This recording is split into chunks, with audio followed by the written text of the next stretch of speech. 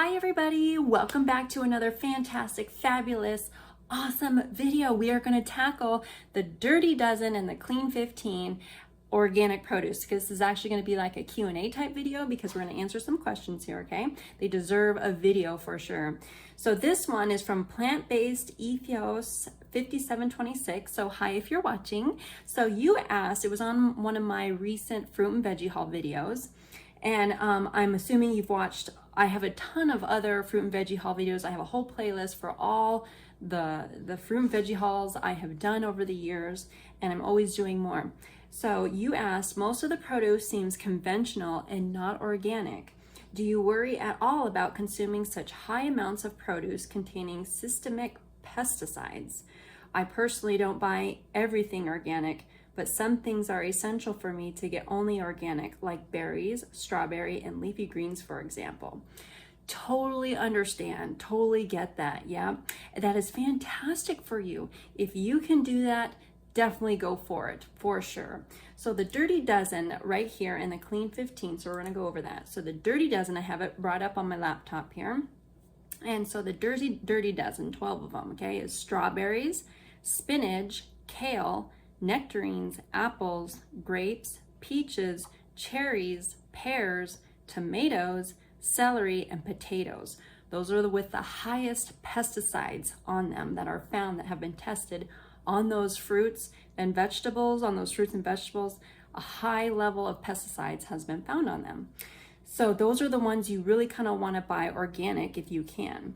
And then there's the Clean 15. So avocados, sweet corn, pineapples, frozen sweet peas, onions, papayas, eggplants, asparagus, kiwis, cabbages, cauliflower, cantaloupes, broccoli, mushrooms, and honeydew melons. So that's the Clean 15. So the cleanest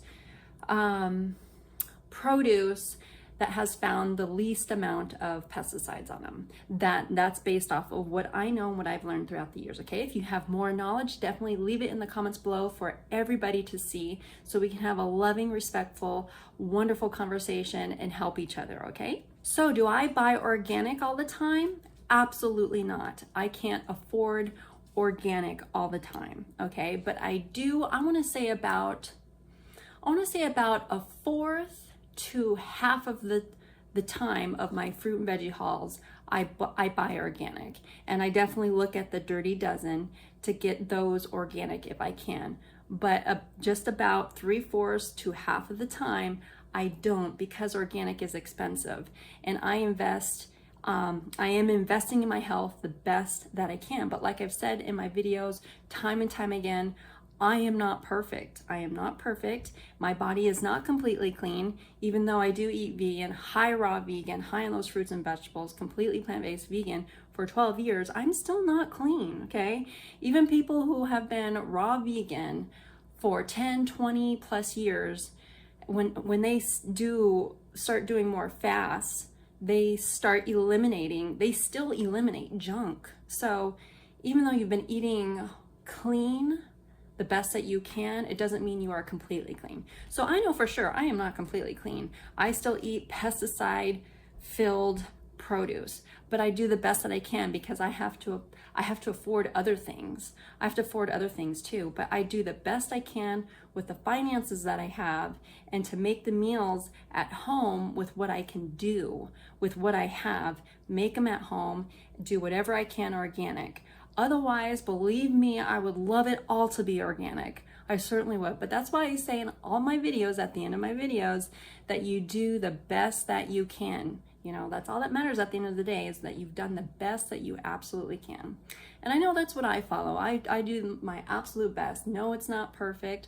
I don't claim to be perfect, but I definitely do the best that I can. It's kind of neat. When I buy the clearance produce, I always go to clearance first. I do look for an organic label. I always try to make sure there is organic there first and buy the organic stuff, but I do buy the regular conventional stuff too. Because I'm looking at clearance produce, what I can afford at that shopping round. Of course, I'm not super tight on money.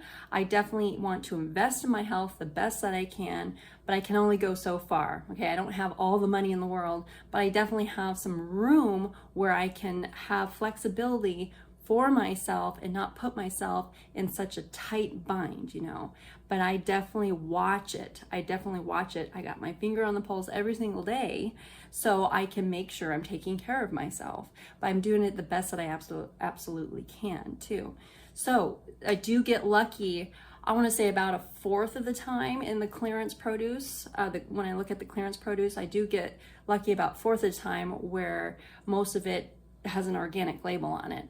Otherwise, most of it is conventional. So definitely there are, like, especially like the berries and the leafy greens. I know what you're talking about there. Those are heavily sprayed. I do try to buy those organic. Luckily, when you shop at Costco, a lot of the produce is organic, like the leafy greens. I love power greens. I love the power greens, which is a mix of the baby kale, it's spinach and baby Swiss chard. And Costco, you can buy a 1 pound bag and it's organic. So I want to say about 3/4 of my leafy greens, when I buy my leafy greens, are organic, but not all the time though. Again, I do the best that I can with what I can afford. And I'm sure you do the same too. And that's why I say a lot in my videos that, hey, all are welcome, because I understand we're all at different levels. There's only so much each one of us can afford, but we can certainly make it work the best that we can whenever we can. So another question from another subscriber. So it's from Scaby. Hi Scaby, if you are watching. She asked, curious what you think about organic versus non-organic produce. God bless. So God bless you too, for sure. Yes. So like I just said, my thoughts of organic versus non-organic is basically kind of what I just said, because you do the absolute best that you can. No, we can't do it perfect all the time, but do the best that you can. And of course, we got to be searching, seek, and you will find, right?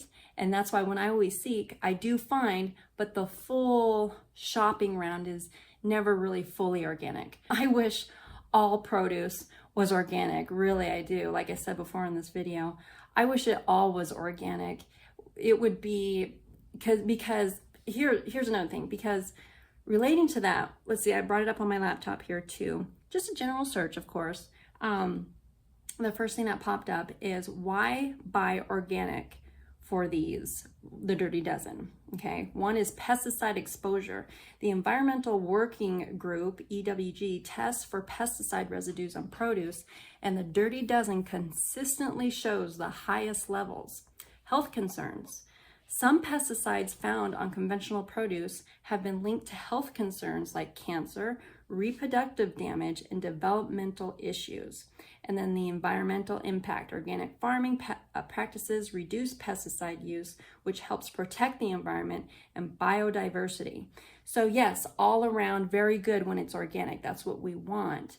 But of course, when we're looking at health concerns of pesticides, just because you eat vegan or just because you eat really, really healthy, if you're not buying fully organic, you can still run into some health issues that because of the pesticides, just right there, like it's linked to cancer, reproductive damage, and developmental issues. Just like when you drink from certain plastic bottles, or even the skincare products that you use. If you use lotion, if you use conventional hair shampoo and stuff like that, perfumes and stuff, that stuff all plays a part in your health as well. I don't know what the percentage is, but definitely our food has a bigger impact, but all that other stuff has an impact as well. So we're not going to be like completely pristine, like healthy, but again, we do the best that we can do. So for all around impacts and everything, yes, I totally agree, and I'm all for organic, but there is a certain level where I kind of have to cap it off because, the finances just aren't there. And of course you can grow your own. I'm finally in an environment where I can do that because I am from Alaska. It was really hard to grow your own produce up there. It is possible, but you have to invest in providing the environment for it if you're going to do it throughout the winter too. And that gets very, very spendy as well. And the summer is so short and it's cool. So yes, you can grow produce, mainly like the leafy greens and vegetables. You can do fruits up there. but select fruits, of course. And again, you have to provide the environment conditions for it to grow properly up there and to grow enough too. And so that's why I chose to move down to the lower 48 here, so I can be in a warmer climate so I can grow my own produce.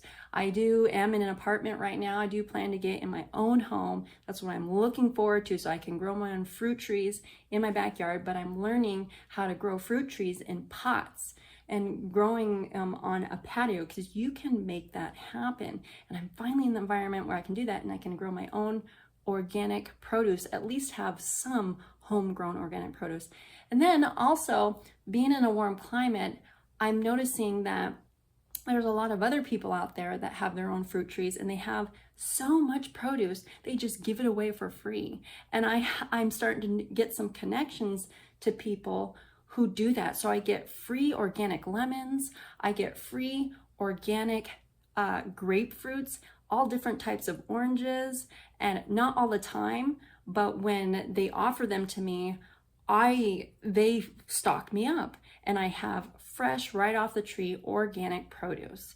So that's another benefit when you live in an environment that sustains healthy fruit tree life, healthy plant life too, year round. So all in all, yes, I think it's really good to focus on organic if you have the funds to do that.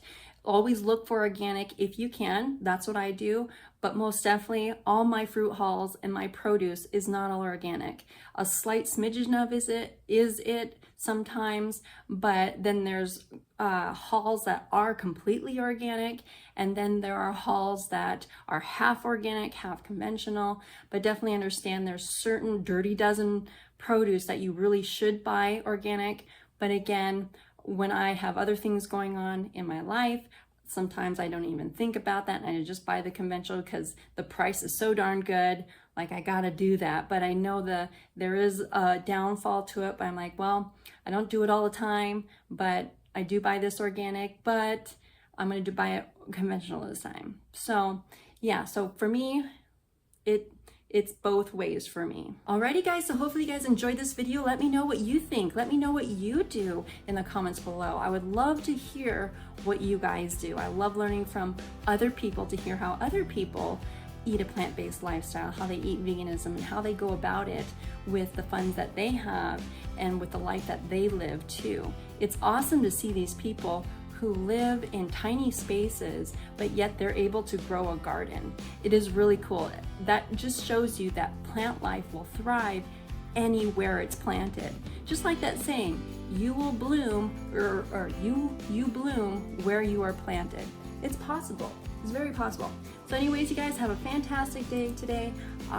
Remember to love being raw, vegan, plant-based, all foods, whatever floats your little boats. Just remember to take care of yourself. Take care of yourself the best that you know how. And I'll see you next video. Bye guys.